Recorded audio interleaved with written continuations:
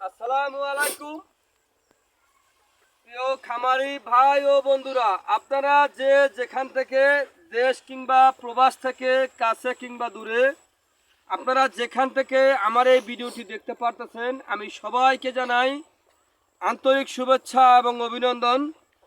আমি যেই ঘাসের জমিতে দাঁড়িয়ে আছি, এই ঘাসটার নাম হচ্ছে ইন্দোনেশিয়ার স্মার্ট নেপিয়ার ঘাস, গরু ছাগলের প্রিয় ঘাস।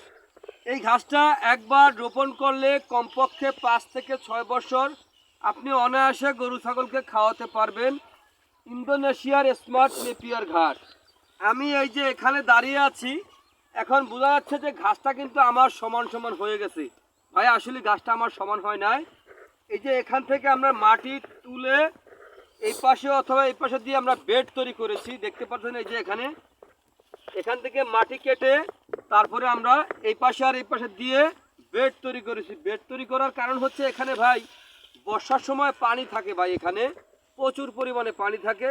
এই কারণে আমরা বেডটা তৈরি করেছি, যাতে আপনার এই ঘাসের গোড়াটা যাতে পানির চেয়ে একটু উপরে থাকে।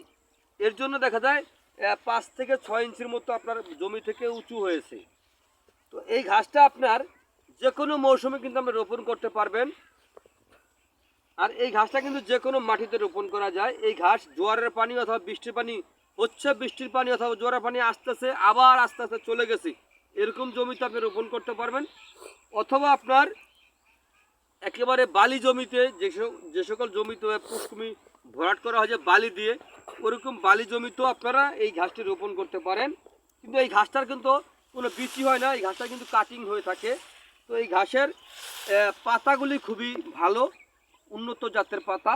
মানে উন্নত জাতের পাতা বলতে কি আপনার ঘাসটা অনেকটাই উন্নত, মানে অন্যান্য ঘাসের তুলনায় ঘাসটা কিন্তু অনেকটাই ভালো।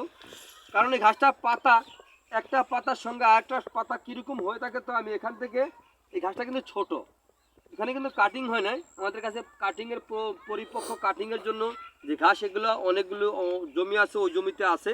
তো এখান থেকে আমি আপনাদেরকে দেখাবো যে ঘাসের পাতা যে কীরকম হয়।